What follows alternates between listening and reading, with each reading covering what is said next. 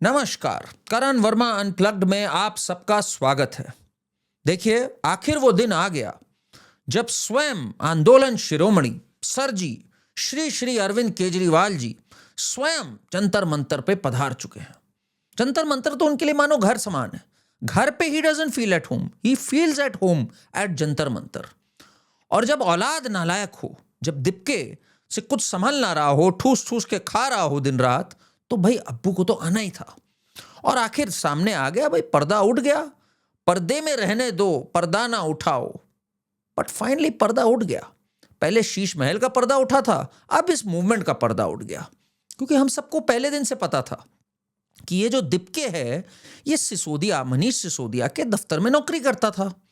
पहले उनके लिए मीम और पोस्टर बनाने का कार्य करता था, बाद में उन्हीं के साथ एजुकेशन डिपार्टमेंट में लग गया, फिर ये यूएस भाग गया और अब आंदोलन खड़ा करने आया था। ये दूसरा सस्ता केजरीवाल बनने आया था। केजरीवाल तो एक ही है, मेरा हमेशा से मानना है। इस लेवल का ड्रामा, मेलो ड्रामा तो केवल सर जी ही कर सकते हैं।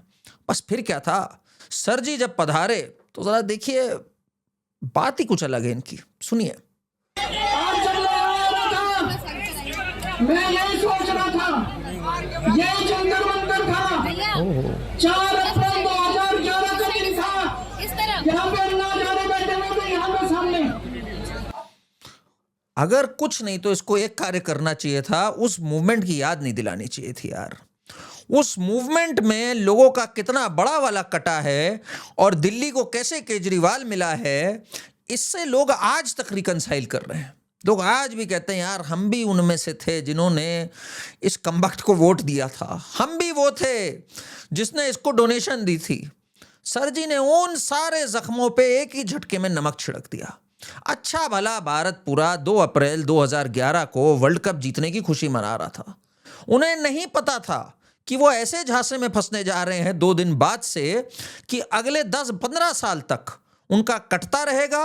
पंजाब में अभी भी कट रहा है और सरजीज गेम इज नॉट ओवर। अगर आपको लग रहा है कि सरजी खत्म हो गए, सरजी कहीं से भी बाउंस बैक कर सकते हैं, कुछ भी कर सकते हैं अभी।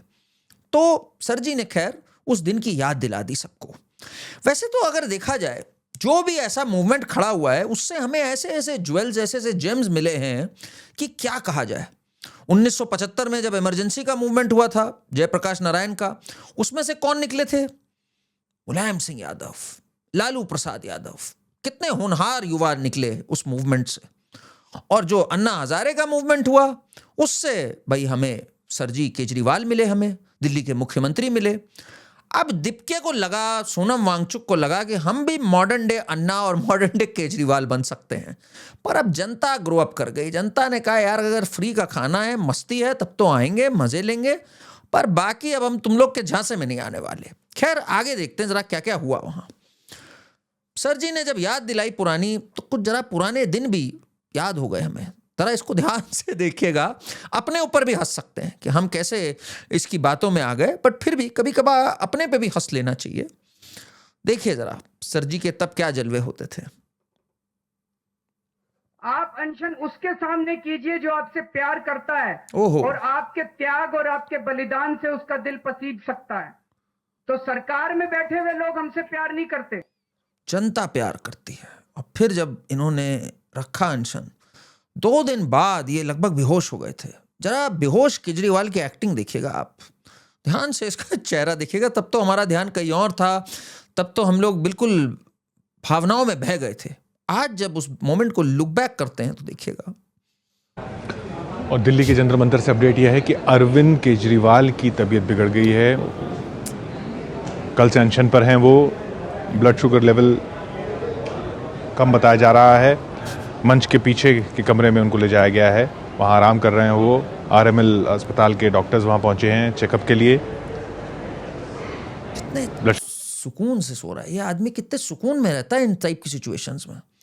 आपको याद है ये वैगनार लेके जब बैठा था रात को सीएम बनने के बाद, कड़कती हुई ठंड में, सिसोदिया और एक आध को और अपने साथ ले गया था। उनको तो नींद नहीं आई थी भाई, किसको सड़क पे ऐसे नींद आ जाती है चौराहे के बीच में सो रहे हो तो। सर जी बिल्कुल घोड़े बेच के मस्त सोए थे, इनको पूरी बढ़िया नींद आई थी वहां पर। एक बार प्लेटफॉर्म पे जाके सो गए थे ये, रेलवे स्टेशन के बस अड्डे, प्लेटफॉर्म, एलजी के घर में सोफे पे सोना, यहां पे देखिए, अगर ध्यान से आप देखेंगे, इतना सुकून है चेहरे पे, एकदम बीच ट्रैफिक में मजे से सो सकते हैं, because he relishes this. OG cockroach Janata party के अगर कोई ओजी है तो वो ये है। Now they say cockroaches are absolutely fine in gutter. Well, revolutionaries भी इन तरह के जो होते हैं, रेवोल्यूशनरीज, ये जो आंदोलन शिरोमणि काइंड्स हैं, ये बिल्कुल कंफर्टेबल होते हैं ऐसे माहौल में। तो सर जी तो बिल्कुल मस्त थे। ध्यान से देखिए तो मोबाइल भी लास्ट यूज्ड लग रहा है, बिकॉज अभी भी चमक रहा है वो, उसकी बैटरी मतलब वो यूज्ड में था, ऐसा फीलिंग आ रही है। पर इस पे सबसे मज़ेदार किस्सा मुझे, जो मैंने इस चैनल पे भी पहले शेयर किया है, वो मुझे शाजिया इल्मी ने बताया था। शाजिया इल्मी तब भाई सर जी के झांसे में पूरी तरह थी, वो भी आंदोलन में शामिल हुई थी। झांसे में कौन कौन नहीं था तब? तो भाई कुमार विश्वास, प्रशांत भूषण, सभी थे। तो शाजिया इल्मी ने बताया, और इनका वो ग्लास स्टील का तो बड़ा फेमस था, आपको याद होगा। तो जब वो पीछे गई, मेरे से पॉडकास्ट ही में कहा था उन्होंने, तो उन्होंने देखा कि भाई वो एक स्टील के ग्लास में मज़े से अपना पी रहे हैं कुछ। तो शाजिया इल्मी हिल गई कि ये क्या हो रहा है भाई। उन्होंने कहा, अरविंद ये क्या? अरविंद केजरीवाल ने उनकी ओर देखा, ग्लास की ओर देखा, और typical Kejriwal gas lighting fashion में उन्होंने कहा, तो क्या चाहती हो तुम? क्या मैं मर जाऊं? क्या मैं मर जाऊं? और ये करते हुए उसने ग्लास रखा और कहा, क्या करूं, मैं मर जाऊं? उसके एक दो और चेले चपाटे थे, शायद मनीष सिसोदिया था, कौन था, उसने कहा, अरे आप क्या चाहती हैं कि अरविंद केजरीवाल मर जाए? उसने कहा, नहीं नहीं नहीं नहीं नहीं, देश को ज़रूरत है केजरीवाल की, बिल्कुल बिल्कुल बिल्कुल। एंड केजरीवाल सर अपना स्टील के ग्लास से मस्त सेवन करते हुए आगे बढ़ गए। पर वांगचुक यहाँ फंस गए लग रहा है। कई लोग कह रहे हैं टॉयलेट में कुछ हो रहा है, नहीं हो रहा है, बट एक बात तो पक्की है, 8 किलो वजन कम हो चुका है, और सबके सब ठूस ठूस के खा रहे हैं यार बगल में। मतलब हद हो गई। कोई नाच रहा है वहां, कोई ठूस ठूस के खा रहा है, और चढ़ाए जा रहे हैं, इसको चढ़ाए चले जा रहे हैं। सर जी ने भी वही काम किया। सुनिए क्या कहा इन्होंने। धर्मेंद्र प्रधान को तो इस्तीफा देना चाहिए, लेकिन सोनम वांगचुक को देश का एजुकेशन मिनिस्टर बनाना चाहिए। ये हर आदमी को एजुकेशन मिनिस्टर बना देता है। जब मनीष सिसोदिया जेल में गया था शराब घोटाले के चक्कर में, बिकॉज एक्साइज का मंत्री वही था, तो कहता है मनीष सिसोदिया को तो देश का एजुकेशन मिनिस्टर होना चाहिए था। पागल है ये, पागल तक बोल दिया था। फिर कहा था अरे काम को लेके पागल है। अब ये सोनम वांगचुक को एजुकेशन मिनिस्टर बना रहे हैं। अच्छा, जब खुद मुख्यमंत्री थे, एक मंत्रालय अपने अंडर नहीं रखा हुआ था कि साइन करना पड़ जाए। जलवा हो तो केजरीवाल जैसा हो। और जरा सोनम वांगचुक जी के साथ जो बातचीत हुई इनकी, वो भी जरा देखिए, कितनी कमाल की आर्टिफिशियल बातचीत है ये। कैसे हैं आप? 19th डे उस हिसाब से ठीक है।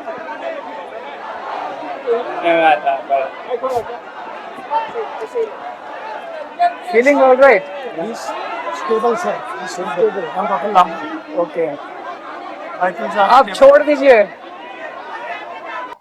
मुस्कुराते हुए कहा, ही डजंट वांट कि छोड़े, आप छोड़ दीजिए।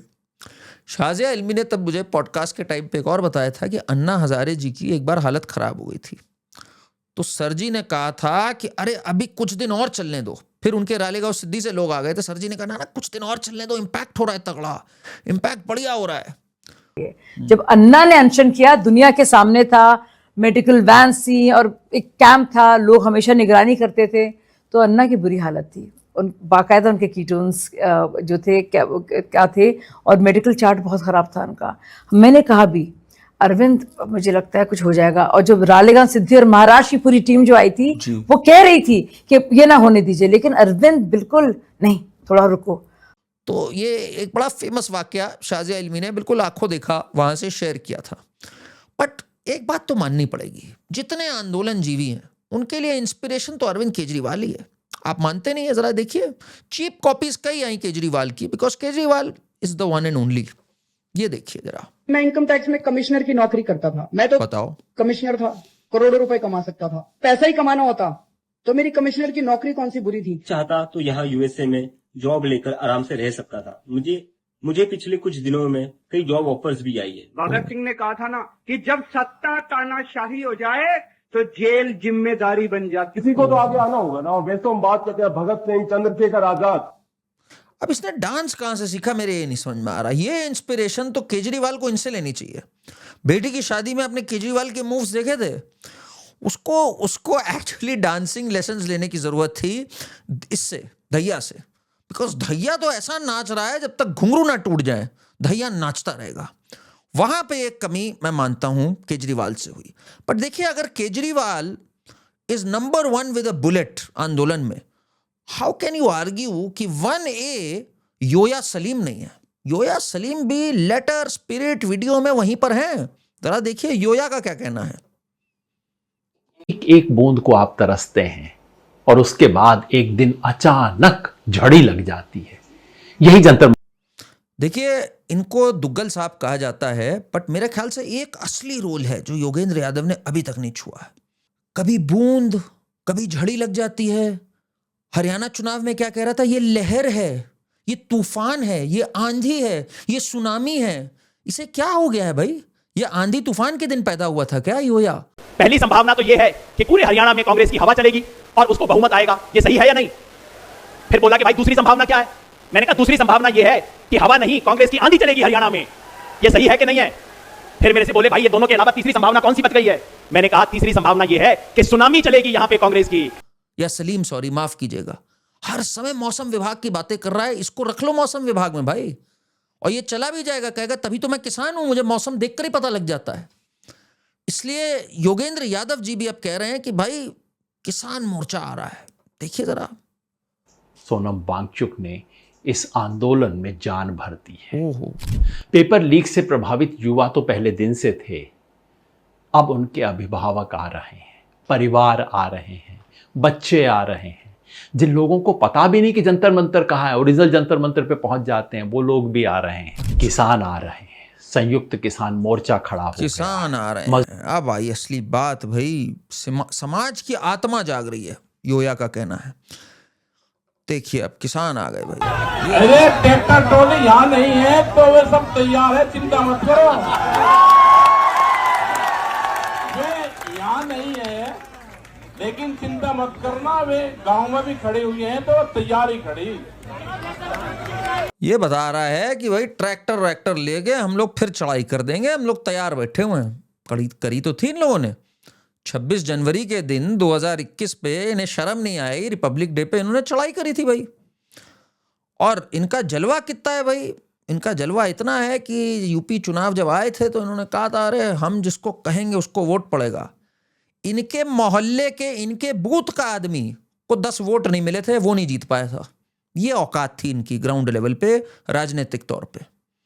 टिकैत के तो भाई कारनामे हैं, जरा 2013 मुजफ्फरनगर इन सब के जरा जाके इनके किस्से पढ़िएगा आप। तब ये एक साइड पे होते थे, इन्हें बवाल काटना है बस। अब बवाल चाहे जिस साइड हो, किसी तरह बवाल काटो और अपनी गाड़ी आगे बढ़ाओ, ट्रैक्टर आगे बढ़ाओ किसी तरह। तो ये भूल जाते हैं कि 2021 से लेके हम 26 तक आ गए। 21 में भी इनका जो प्रोटेस्ट था जिससे इन्होंने ब्लॉकेड कर रखा था, अनकॉन्स्टिट्यूशनल था, कर लिए तब इन्होंने ब्लॉकेड। आज की डेट में जनता घंटा नहीं सुनने वाली आपकी।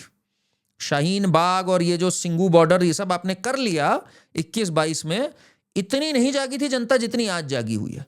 आज हिम्मत मत करना इस तरह की हरकत करने की, वो भी 26 जनवरी पे करी थी इन लोगों ने ये हरकत। सोचिए जरा आप। खैर, और देखिए वहां क्या चल रहा है, मस्ती देखिए जरा जो चल रही है।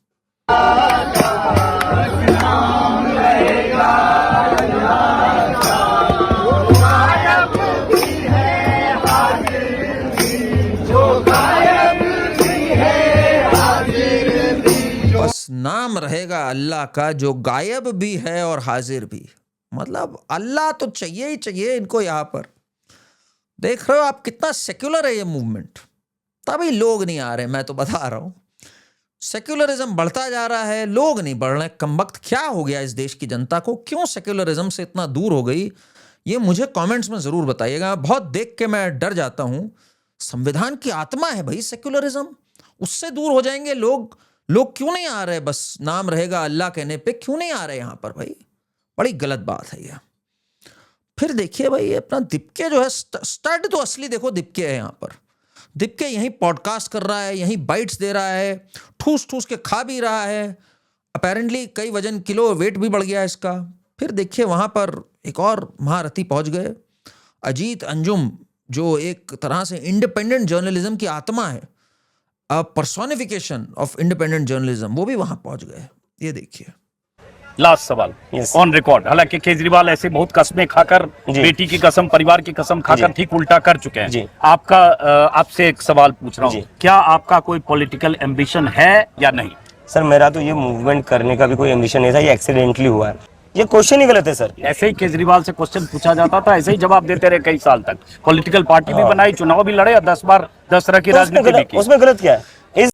ये अजीत अंजुम भी जब कहने लग जाए कि भाई ये नटवर लाल है, भाई ये पलट जाता है, तो आप सोचो क्या खतरनाक आदमी है। जो आपके साथ वाले जो आपको क्रांतिकारी बोलते थे, वो भी जब ये कहने लग जाए कि यार ये तो पलट जाता है, तो हमें नहीं पता क्या है। बट खैर आगे देखिए जरा सर जी के जलवे की। देखिए सर जी की एक स्टोरी हर आदमी के पास है सुनाने को। संकेत की सुनिए बात, क्या बोलते हैं। 2012 बैठे थे, जिन लोगों को अच्छा खासा स्टेज पे बैठा था। उसके बाद मैंने कहा एक इंटरव्यू चाहिए, तो उसने बोला I will give the interview अंदर वो बेड पे लेट के। तो आप देखिएगा वो पूरा इंटरव्यू, पता नहीं अभी होगा या नहीं, क्योंकि ये 2012 की बात है, तब इतना यूट्यूब वगैरह नहीं था। वो ऐसे बिस्तर पे लेटा, और जैसे ही मैंने बिस्तर पे लेटा, देखो ऐसा नहीं हम बना रहे बात, सुनो खुद आप।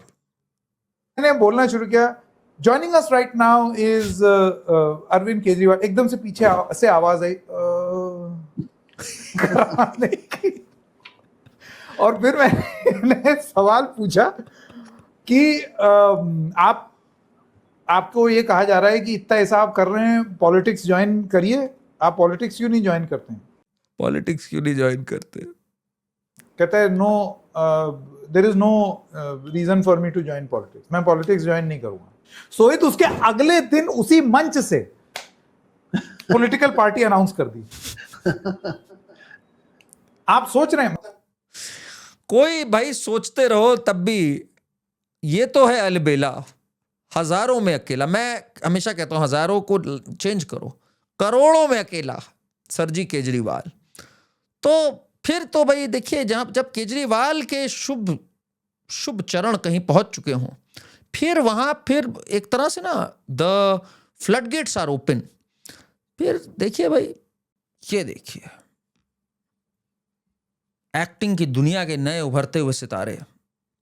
काम ऐसा करो कि लोग कहें भाई तुम जहां पहले थे वही ठीक है, इस जगह पे मत आओ। ऐसी जबरदस्त एक्टिंग करी है कि लोग कह रहे हैं भाई ये तो गजब का पत्रकार था। इस वजह से भी कह रहे हैं गजब का पत्रकार था क्योंकि इनका मानना है यार ये एक्ट तो कर नहीं सकता, तो पक्की बात ऑनेस्ट होगा, क्योंकि झूठ तो बोल ही नहीं सकता, झूठ बोलने के लिए एक्टिंग चाहिए। तो सौरभ जो है वो एक अच्छा पत्रकार था, तो लोग बड़े खुश हो गए कि भाई पत्रकार सौरभ इज बैक। पर जब सौरभ ने मुंह खोला, अब हिटर्स कहेंगे ये फेक वीडियो है, बट मुझे लगता है रियल है। सुनिए। क्या नाम है तुम्हारा? जी अशोक। बड़ी कमजोर आवाज है। घी खाया करो अशोक, बुढ़ापे में जब मांस छोड़ता है ना हड्डी को, तब चर्बी काम आती है। अब लोग कहेंगे ये फेक है, बट मेरे ख्याल से बिल्कुल रियल है। अशोक सोनम में थोड़ा हो सकता है कंफ्यूजन हो गया हो, बट घी की सेल्स जो है, जो पैकेज घी होगा उसकी सेल गिर गई होगी इसके पश्चात, और ज़्यादा कुछ नहीं हुआ। बट सौरभ ने देखिए फिर कमाल जो दिखाया वहाँ पे, पत्रकार सौरभ तो कमाल है ही हैं। उन्होंने फिर इनसे बात करनी स्टार्ट करी वहाँ सबसे। देखिए। कब से है परिचय आप लोगों को? लगभग 6-7 साल से। क्या करते थे आप सोशल मीडिया के लिए आम आदमी पार्टी की? हम दोनों कॉम्स टीम में थे, सोशल मीडिया हैंडल करते थे हम लोग। आई थिंक ये उस टाइम शायद ट्विटर या ऐसे कुछ देखता था मैं, 2020 का इलेक्शन, 19-20 के अराउंड, तो मैं व्हाट्सएप टीम देखता था। तब से हम लोग एक दूसरे से परिचित थे। और फनी बात यह है कि कॉकरोच वाली कमेंट के एक हफ्ते पहले मेरी और दीपिका की बात हुई थी, क्योंकि ये लोग नौकरी ढूंढ रहे थे तब। देखिए हुई थी क्योंकि तभी जॉब ढूंढ रहा था। और मेरी मास्टर्स भी सिमिलर उसमें थी, पब्लिक एडमिनिस्ट्रेशन में मेरी masters London school of economics से किया। तो हम यही डिस्कशन कर रहे थे कि जॉब वगैरह का कैसे क्या सीन रहता है और यूएस में कैसे क्या जॉब देखा जाए। और उसके कुछ दिनों बाद ये कॉकरोच वाली कमेंट हो गई। उसके बाद ऐसा जॉब जिसमें सब दोस्त जुट गए। क्या जलवा है भाई, इससे बढ़िया क्या प्रोफेशन हो सकता है यार। सबसे गजब का मनी मेकिंग अगर कहीं है तो वो है ऐसा आंदोलन जीवी बनो कि सब आ जाएं, क्या सोरोस, क्या फोर्ड, क्या सब आए कहे भाई ये है असली प्यादा, इसको यूज करा जाए मजे से। और कहाँ से ऐसी बौछार हो रही है यार, जो रोज खाना परोसा जा रहा है यहाँ पे। मतलब आप जलवा देखो जरा, फूड ब्लॉगर्स आ गए हैं, आप मान नहीं रहे हो बात को। ये देखो आयुष सापरा, समोसा हम खाएंगे सोनम भैया के बगल में बैठ। सोच तो वहां पे गया, जा रहा हूँ मैं, एकदम चटनी गिरा रहा हूँ समोसे के ऊपर, वो 14 दिन से भीगे हैं। असली फूड रिव्यू तभी होगा ना। अरे नहीं यार, समोसा खाते हैं आज। चेक करो बाबे, हो सीजेपी की प्रोटेस्ट का लग तो बढ़िया रहा है भाई। सोनम जी को दिखा दूं थोड़ा सा, दिखा दो। सोनम जी को ये दिखाता हूँ, देखो चटनी लगा के। सोनम जी अभी वहीं से उठ के आएंगे। मजे ले रहे हैं यार लोग वहां। मतलब इसे कहते हैं इनसेंसिटिव लोग यार।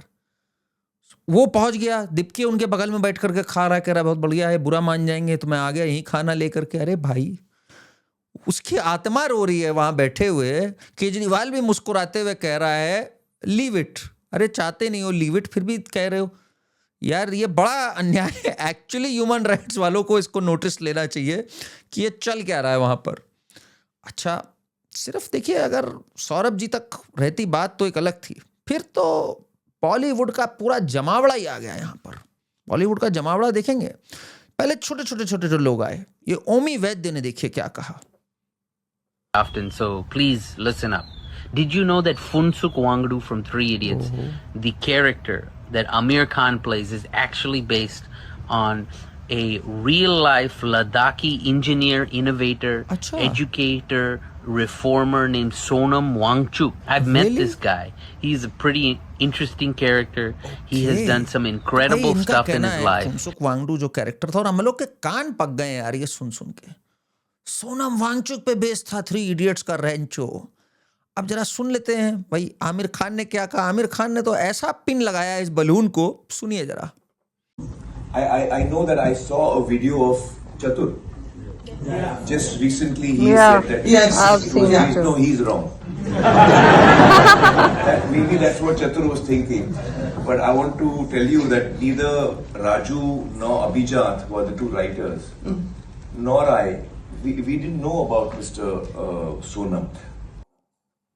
बताओ, ये तो जानते ही नहीं भाई सोनम वांगचुक को, लेना देना ही नहीं, पता ही नहीं था कौन है ये। वो चौड़ा होकर के बन गया कि मैं ही हूँ रेंचो। नहीं विश्वास आता, जरा देखो इसकी सुनो बात। जो एक्चुअली जो आमिर का जो कैरेक्टर है वो हमारे फिल्म इंस्टीट्यूट में एक ऐसा कैरेक्टर है, मैं नाम नहीं ले पाऊंगा उसका, पर कि वो एक कैरेक्टर की कहानी है जो फिल्म मेकर बनना चाहता था, उसका एडमिशन नहीं हुआ फिल्म इंस्टीट्यूट में। और एक दूसरा उसका दोस्त था जिसका एडमिशन हो गया, पर उसके फादर ने उसको जाने नहीं दिया, कहता तू सिनेमा में नहीं जाएगा, तू इंजीनियर बन।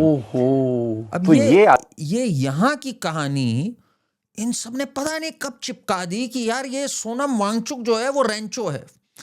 अच्छा, इससे अब जब ये आमिर खान ने पिन मारा, आमिर खान ने कहा यार इस सब से दूर रहो किसी तरह। वैसे ही ये लोग मेरे पीछे हाथ धो के पड़े हुए हैं, कभी 3 शादी के पीछे पड़ जाते हैं, कभी कहते हैं चाइना में दंगल का कलेक्शन कैसे आपने क्या किया था, क्या मनी राउंड ट्रिपिंग करी थी, क्या किया था, कभी मेरे पीछे लग जाते हैं मैंने जो पीके बनाई और हिंदू देवी देवताओं के बारे में कहा, कभी कहते हैं भाई ये टर्की में क्या करने गया था, टर्किश फर्स्ट लेडी से मिलने।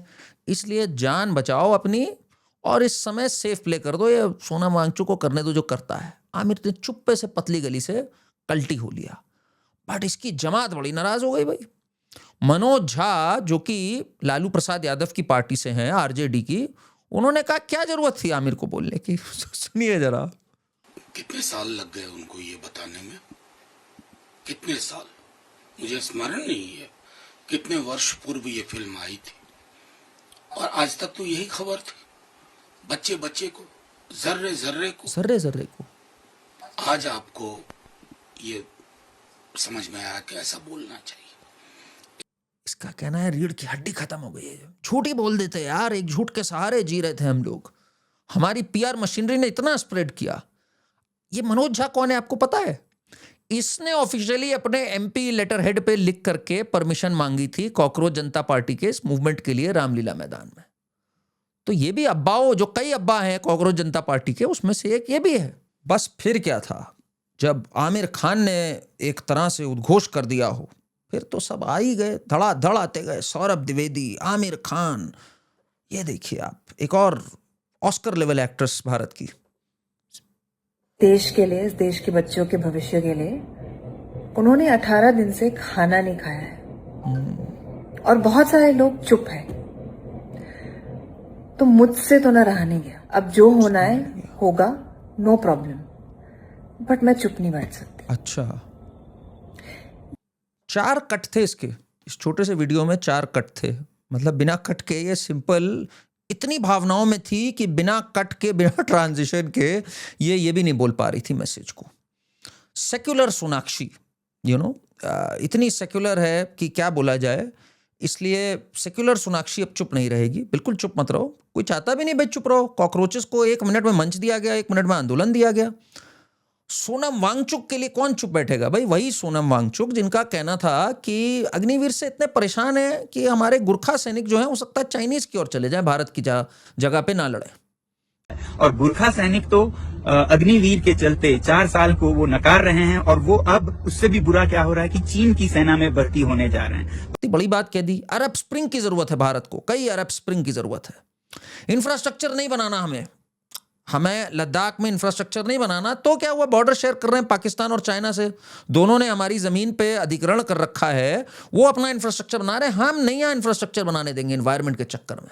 होने दो कब्जा, होने दो लड़ाई, पड़ने दो हम लोग को मार, पर हम इन्वायरमेंट को देखते हुए, क्योंकि भाई कई लॉबीज हैं जो हमें प्रोटेक्ट कर रही हैं, और पाकिस्तान में गए थे क्लाइमेट चेंज का कॉन्फ्रेंस अटेंड करने, तो उसके साथ भाई खड़ी हुई है सोनाक्षी सिन्हा। सही बात है, environmentalist, human rights activist and secularist को तो साथ ज्वाइन करना ही चाहिए देश का संविधान बचाने के लिए। ऐसे थोड़ी बचेगा संविधान। और कौन आ रहा है देखिए, बॉलीवुड के और लेजेंड्स। जंतर मंतर जाएंगे, मैं जंतर मंतर जाऊंगी और अपने हाथ से उनका फास्ट खुलवाऊंगी। क्या बात है, नींबू पानी, मैं नींबू पानी पिलाऊंगी, आमरस भी पिलाऊंगी, मौसम्बी जूस भी पिलाऊंगी। देखिए, फूड एंड ड्रिंक्स का तो अड्डा यही है। इसने भी लाइन से जब एक ड्रिंक बोली, इसने भी कहा भाई मेरे पास भी पूरा मेन्यू है, मैं 3-4 चीजें सोनम वांगचुक को करूंगी। और भाई एक्ट्रेसेस तो आप क्या सोच रहे हैं, ग्लैम कोशेंट की कोई कमी नहीं है। देखिए, the very very glamorous Swara Bhaskar आ गई हैं। ये हम सब के भविष्य का मुद्दा है। मैं ज्यादा वक्त नहीं लेना चाहती, हाँ बहुत और लोग हैं, पर मैं बस यही याद दिलाना चाहती हूँ कि ये देश, मैं जा रही हूँ, ये देश और इस देश का भविष्य किसी की बकौती नहीं है। ओहो, बकौती तो बिल्कुल भी नहीं है भाई स्वरा भास्कर के तो क्रेडेंशियल्स आपको पता ही हैं। She is a big actress and बोल भी दिया इन्होंने, अपना जलवा जाते जाते दिखा भी दिया। जरा देखिए, मैं बॉम्बे जा रही हूँ वापस, शूट है मेरा एक, कभी कभी बॉलीवुड का भी थोड़ा मैं नाता मेंटेन करना। वो बॉलीवुड वाले जो हर मुद्दे पर पिछली सरकारों में लगातार बोलते थे कि नहीं, एक मुद्दे पर बात नहीं कर रहे हैं 2014 के बाद से। जाइए ना, पूछिए उनसे, उनके जो फिल्म प्रमोशंस में आप लोग कवरेज करने के लिए पहुंच जाते हैं, ये सब भी पूछा करिए उनसे। इस प्रोटेस्ट से क्या उम्मीद? क्यों नहीं भाई, क्यों नहीं। देखिए, स्वरा भास्कर की भी अपनी एक जर्नी है भाई। पहले वो कुछ इस तरह की थी भाई, ऐसे डेयरिंग रोल्स करती थी, ग्लैमरस, और फिर अब ये इस तरह से सेक्युलर अवतार में देख रहे हैं आप। जिस मौलाना के बगल में खड़ी हैं उसका नाम है सज्जाद नुमानी।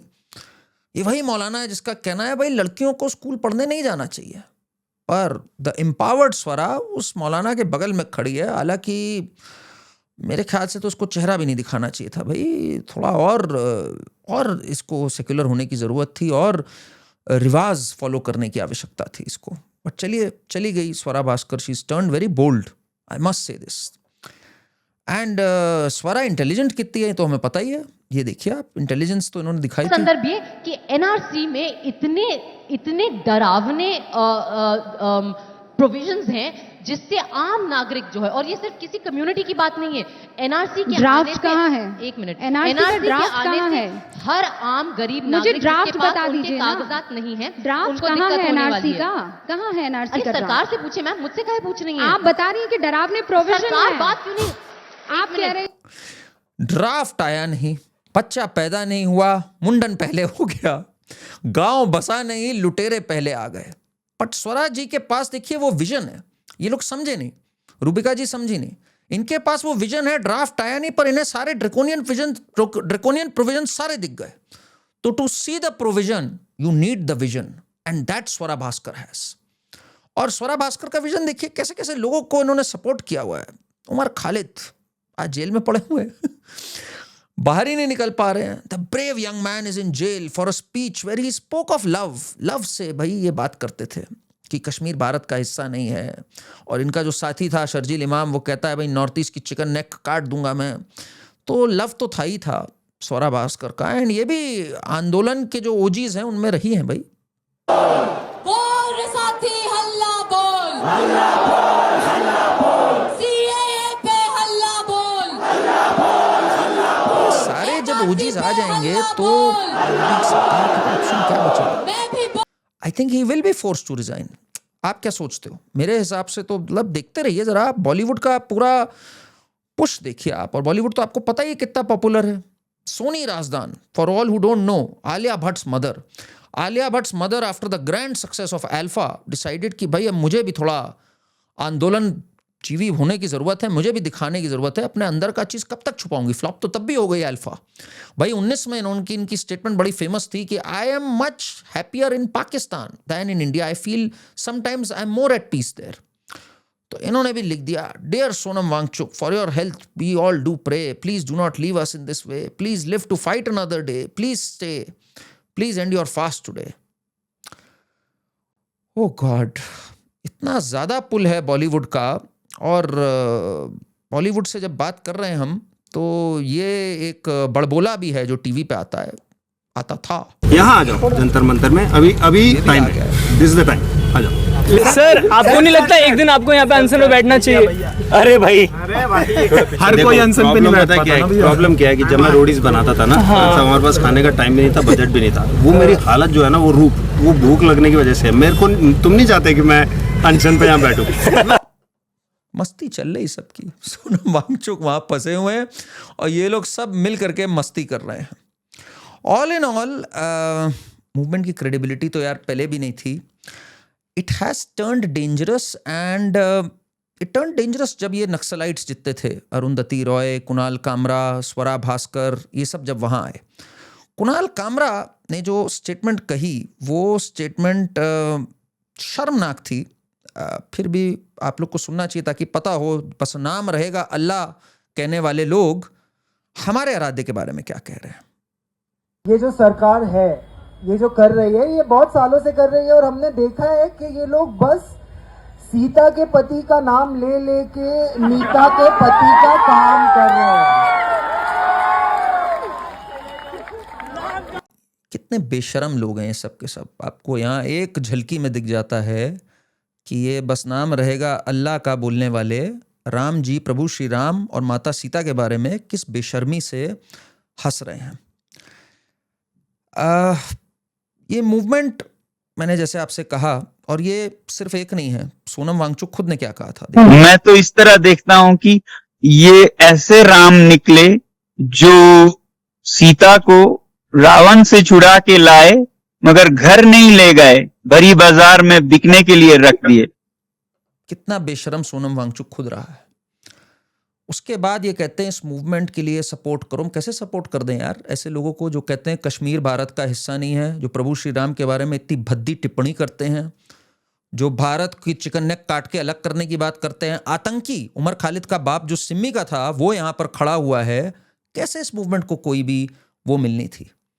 कोई भी नॉर्मल व्यक्ति अगर 19 दिन तक फास्ट रखता है, बुरा लगता है यार, खा ले वो, ऐसा ना हो, because after all we do care about people, but not जब आपका डिज़ाइन और आपका एजेंडा ये हो, आप हिंदुओं को गाली दो, देश को तोड़ने की बात करो, देश के इंफ्रास्ट्रक्चर प्रोजेक्ट्स की रोकने की बात करो, हमारा बॉर्डर खुला छोड़ दो, कहो इसको स्टेट बना दो, जबकि वो स्टेट अभी बन नहीं सकता। यूटी बनने पे, यूनियन टेरिटरी बनने पे लद्दाख के कांग्रेचुलेट कर रहे थे, बट फिर भाई सस्ता केजरीवाल, वही केजरीवाल बन के उस स्टेट का आपको सीएम बनना था।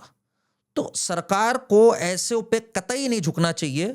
और आपको भी ये याद रखना चाहिए, जब भी कोई उल्लू बना है, वो ऐसे ही आंसू और बेचारा बना के ये विक्टिम कार्ड खेल के आपके दिल तक पहुंचा है।